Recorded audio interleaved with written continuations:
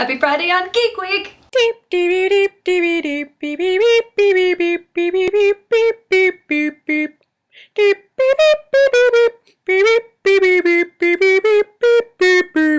Geeks of the Week. My awesome friend Drea, whose voice has been in one of my previous videos, went to VidCon over the past weekend, and because she knew how sad I was about not being able to attend, she brought me some stuff that she thought was appropriate with this channel. Like this awesome tote bag thing that says Geek Week. Geek Vlogs pin from the Geek and Sundry booth. And the kicker?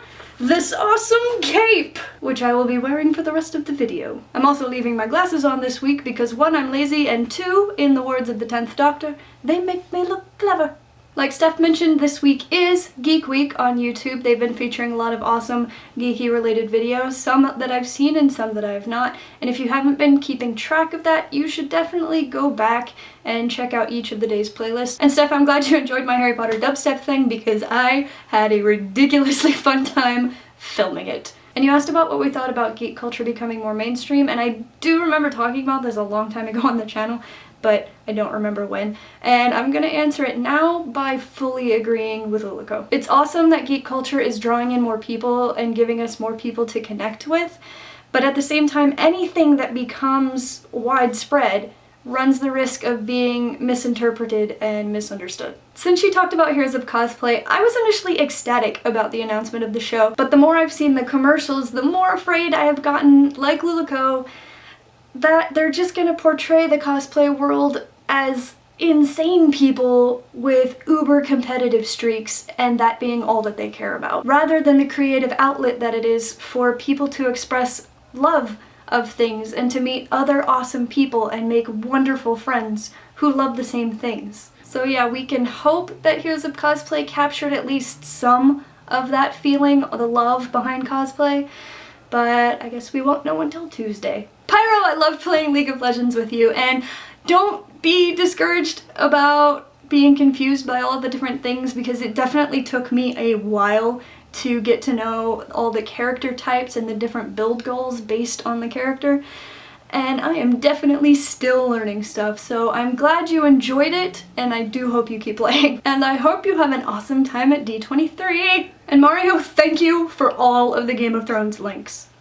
All of them. Alright, so since both Steph and Pyro mentioned it, here's an update on my attempted 12th Doctor blackout. So the announcement was at 11 a.m. Pacific time on Sunday. So on Saturday night, I spent 30 minutes downloading and trying to figure out the freaking Tumblr Savior add-on to blacklist Doctor Who, New Doctor, 12th Doctor, 12 Doctor, and spoilers from my Tumblr dashboard. Then I unfollowed the 3 Doctor Who related Twitters that I follow. So I was all set to attempt traveling the internet as safely as possible, but I did avoid it altogether until about 12:30 so that the initial excitement would subside a bit, and then I only ventured onto Facebook. By 12:44, I saw the name right at the top of my feed posted by one of my friends. But luckily I didn't recognize it, so it was still technically okay. But I did go on an internet hiatus for the rest of the day after putting the name on the Tumblr blacklist. Cut to 3 a.m. on Monday. Just finished playing League of Legends with Luliko and Pyro for the first time ever, so I decided to share the joy on Facebook. Bam!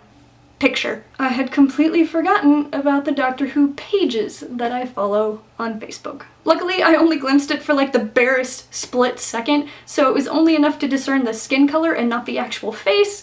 So again, still less okay, but still okay. Cut to 4:15 p.m. on Monday. Steph tweeted a link to where her Super Vanellope costume was featured on a site called Mary Sue, so I was like, oh cool, click. Right at the top of the page, the same picture I had mostly avoided on Facebook. And I didn't have avoidance maneuvers prepared because I was only expecting cosplay related stuff. So the end.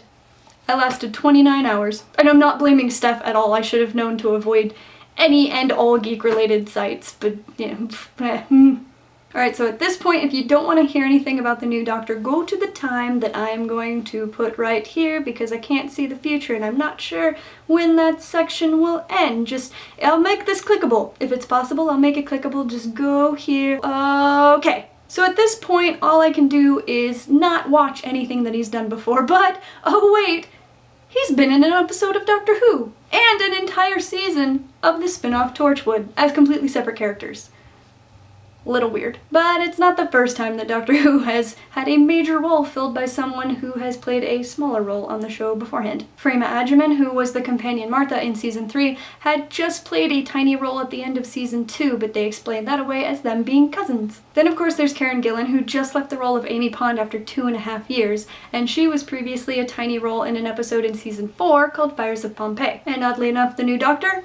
Also from Fires of Pompeii. And that's actually what makes this a little bit awkward, because now, apparently the Doctor saved his future self from a volcano in the past. And he stole the TARDIS from himself. But all that aside, I am excited for Peter Capaldi, and I'm hoping I said the last name right because I'm not looking up any videos about him, and I'm excited for the new show dynamic. After having Matt Smith as the youngest Doctor starting at age 27, I'm definitely excited to see an older actor take the reins. Not only older, but one of the oldest actors stepping into the role alongside the very first Doctor, William Hartnell, both of them starting at age 55. Alright, you've arrived safely at the end of the Doctor Who rainbow! And to end the video with something not Doctor Who related, my Apocalypse buddy is back in town! Yeah! And since Pyro for some reason refuses to talk about the new season of Legend of Korra, I thought it would be cool to have my other Avatar-loving friend to do the honors. So have any of you seen the preview for the new episode Rebel Spirits? Korra goes into the Avatar state for no apparent reason, but just to win a race. I mean, what the heck is up with that?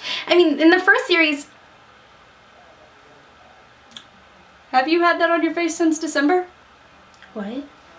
Thanks for watching Geeks of the Week. See you next week for more geeky fun. Paula's... what the hell was that?